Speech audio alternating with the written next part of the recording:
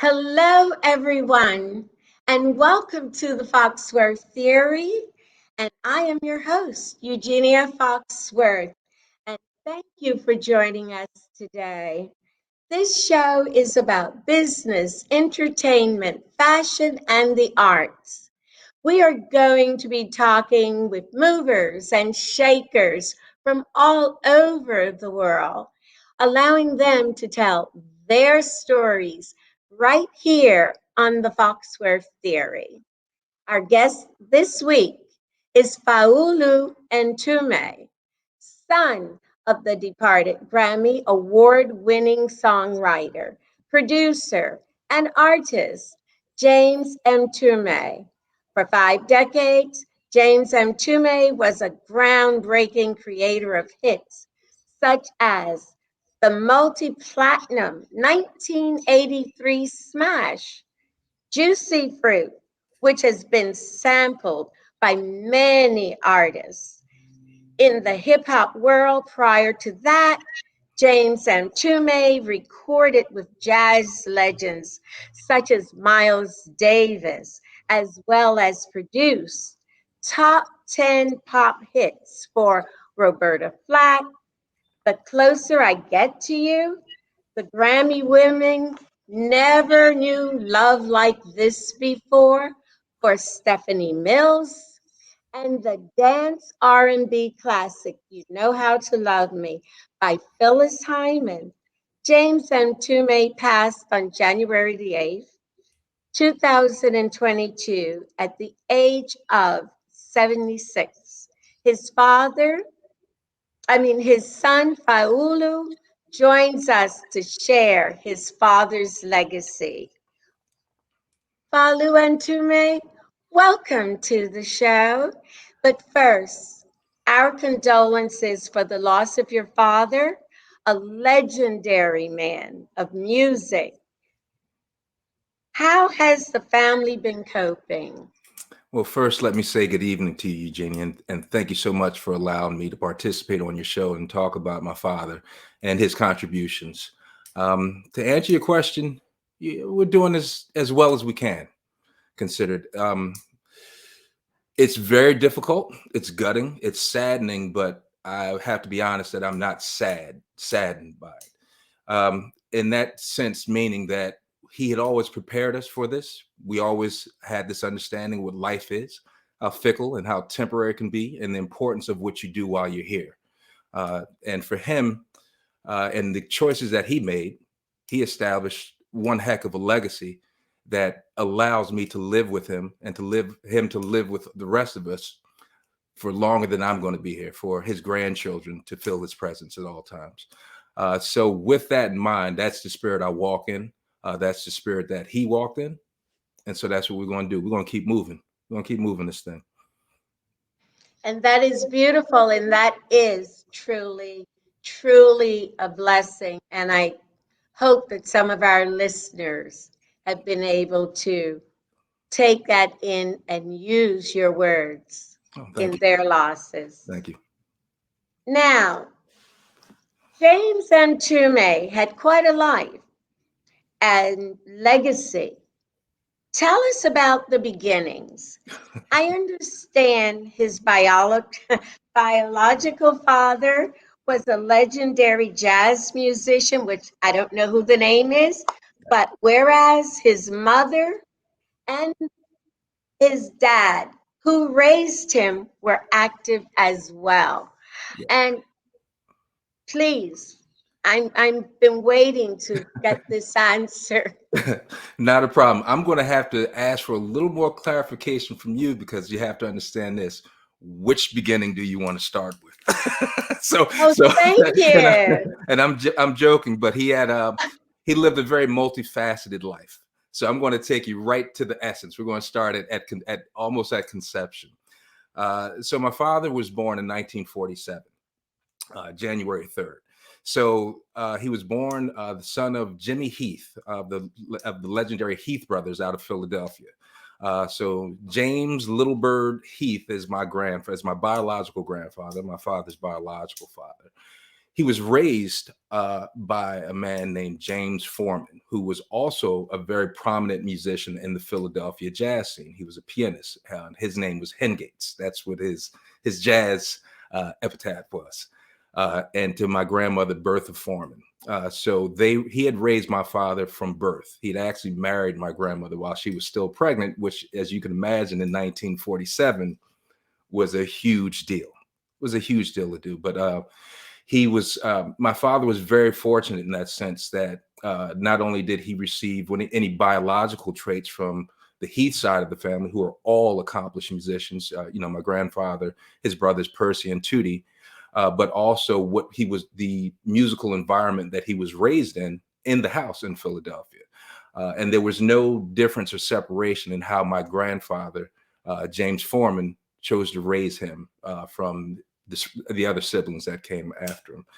And in that household, my father would always recall how what he thought was such a pervasive thematic word for my father in his life is profound.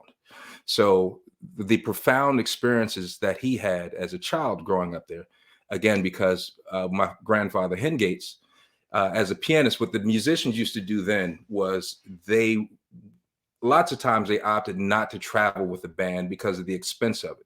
So whatever cities they were going in, they would just ask for the baddest musicians there.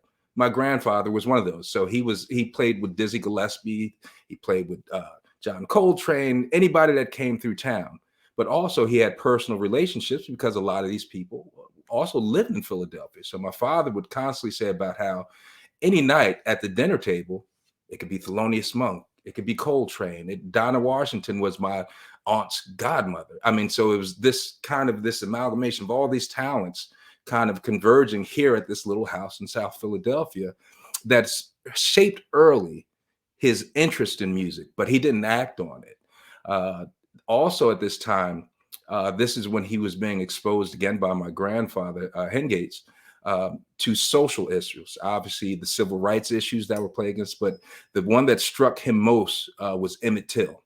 And that's because that was the thing that hit closest to him because that was closest in age. My grandfather also would expose him to the book writings of James Baldwin. He would expose him to Elijah Muhammad. He would take him to hear them speak.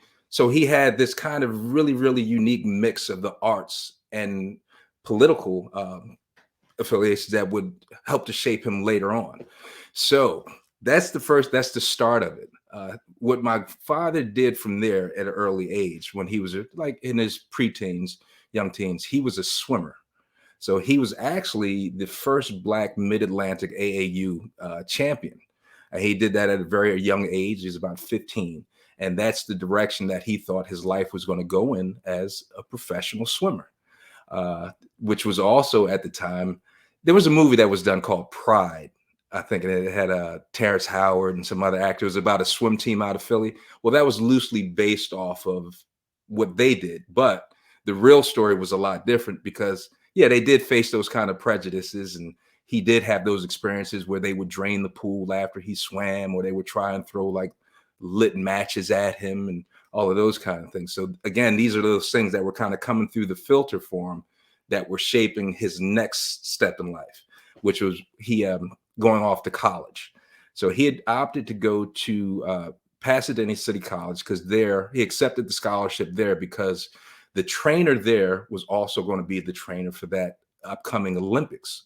So he was going to train to participate in the Olympics. But there was a detour. It was there that he encountered the teachings of Maulana Ron Karenga and the US organization. And so this is where everything really started to take shape, because this is where he adopted his name of Mtume, which means the messenger. This is where he adopted the philosophies of the Kawaida. This is where Kwanzaa was started. So he had been participating and helping to sculpt that from the inception. So through the works with Karenga and what they were trying to do as a cultural nationals organization, which was a bit different than the Panthers, because here the embrace was about understanding what your African link and heritage is and incorporating that into an American lifestyle. And so really trying to connect that part of your existence and your culture. So it was here that he met my mother. They had been together since he was 19 and she was 17. So all the way up until his final moment.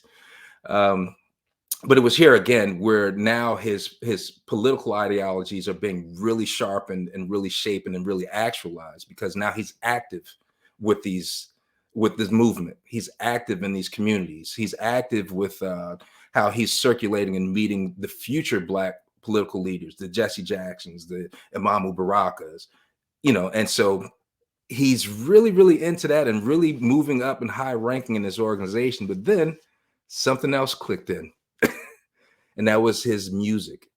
It was there where he started to play percussion.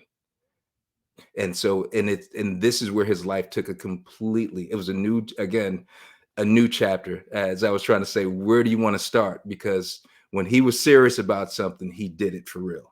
So as he began playing percussion, it was more so out of necessity for what the organization needed in their meetings or with the dancers.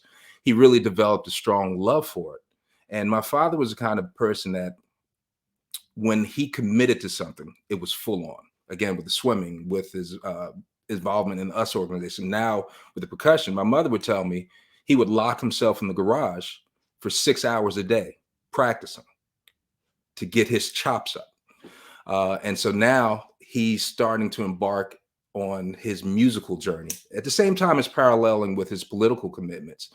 But he's now developing those things from when he was a small child with those dinner table conversations and the exposure from my grandfathers into his life.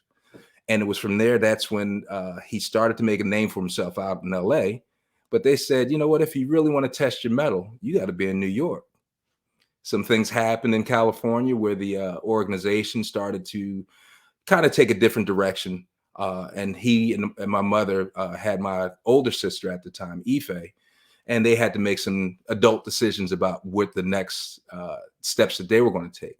And he was offered an opportunity to come back to Newark to work with CFUN and Imamu Baraka in the campaign for the election of the first Black mayor of Newark, Ken Gibson. He took the opportunity and came here. So it served two purposes, where he was able to continue this, political association, but he can test his mettle in New York. And it was probably one of the best things he did, because that's when Miles heard him and started his journey as a professional musician with him for 5 years. And then for him to help embark on his own journey as a songwriter and producer. I'm going to pause Now, there because I know that was a long answer. no. That you're answering questions that I was going to ask, Okay, but I did want to interject one thing. sure. Something that I'm sure a lot of our audience and a lot of people you met do not know. Well, as the kids say, Philly in the house. Billy's in the house. Now, I know that the music and the Black Panthers and the major jazz musicians used to play in Philadelphia. A lot of Absolutely. people don't know that. They think New Orleans and New York and places No, like that. But Philadelphia has no. brought some major people. I remember when I sneaked in as a student to see Nina Simone, and I was Mm, threatened, if you order a Coca-Cola, you're going to walk home. So back to you. I just mm, wanted to say that because you brought in history, and yeah. that's what I this is about. Now, Okay. you mentioned Miles. Can you tell us what Miles Davis albums featured your dad? Sure, sure. So my father joined the band at the iteration where Miles embarked on his electric period. So this is right after Bitches Brew, and the first album that he recorded with him was On the Corner. So during those periods from um, about 68 to 72, 73, 69, 73, about roughly about 5 years, it was those recordings. So the Gartha, On the Corner, and those albums. That was his involvement, and that was probably for him. One, it was a dream to play with Miles. He had a very short list of people that he would love to. Like his dream list was like Miles and McCoy and Sonny Rollins, and he had an opportunity to play with or produce with all of them. But Miles more particularly because of the relationship that they developed as a result. Miles had offered my father a very unique position in this new band as, in a sense, not a leader, but where he put the percussions in a very prominent position in that band. And almost what Miles had told him was he wanted him to be basically his Tony Williams and kind of rhythmic guide. So that was a huge thing for somebody on the Kungas, because Miles was embarking on a completely uncharted territory with what he Yes, was doing. And now he's also introducing this Afrocentric, if you will, yes, absolutely. advancement with it. So that was Now, I don't mean to interrupt you no, please because interrupt. I really, at this moment, have to let's take a short break, and we will be right back with our very special guest, Faulu Mtume.